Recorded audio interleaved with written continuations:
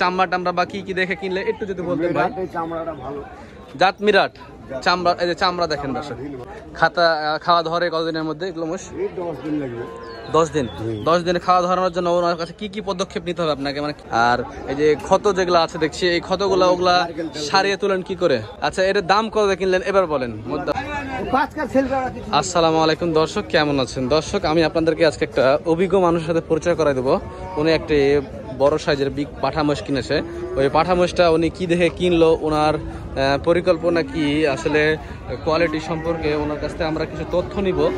যে ওপারের মোষ, ওই মোষের দেখেন কিছু লক্ষণ আছে, তারপরে কিছু ক্ষত আছে, ক্ষতগুলো ওনারা কি করে সারিয়ে তোলেন, সেই ক্ষতগুলো সারানোর ওই যে দেখেন ক্ষতটা দেখেন,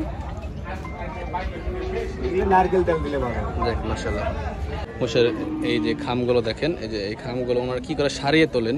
মোষকে তো প্রথমে কিছুদিন খায় না, তো ওনারা খাওয়ার ধরানোর জন্য কি কি পদক্ষেপ গ্রহণ করেন ওনার এক্সপিরিয়েন্স নিয়ে আমরা একটু কথা বলবো। দামটাও জানাচ্ছি অবশ্যই।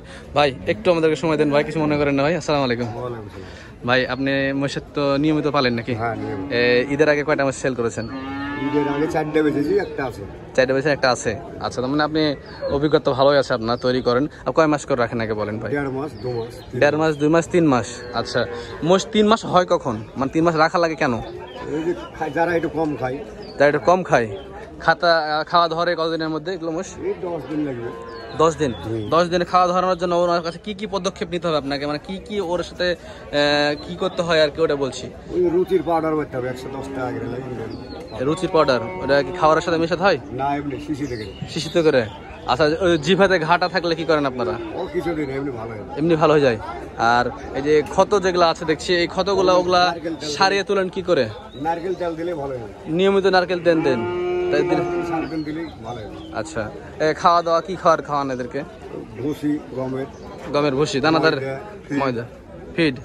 আচ্ছা, হ্যাঁ, আর খুদের ভাত, এগুলো সব মিলিয়ে খাওয়ান। আচ্ছা, ঘাস দেন না? ঘাসও দেন।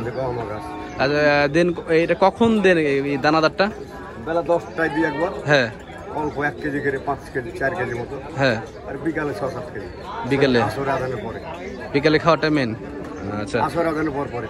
আচ্ছা, এই মোষটা আপনি নির্বাচন করলেন, হ্যাঁ, মানে আপনি যে কিনলেন কি কোয়ালিটি দেখে আপনি কিনলেন, মানে যদি দর্শকদেরকে একটু বলতেন তাহলে একটু ভালো হতো। একটু মোষের কাছে যে একটু চামড়া টামড়া বা কি কি দেখে কিনলে একটু যদি বলতেন ভাই। চামড়াটা ভালো, জাত মিরাট চামড়া, এই যে চামড়া দেখেন দর্শক, চামড়াটা ঢিল ভালো আছে, তাজা হবে। মাথার ব্যাপারে আপনারা মাথার গঠন ব্যাপারে কিছু?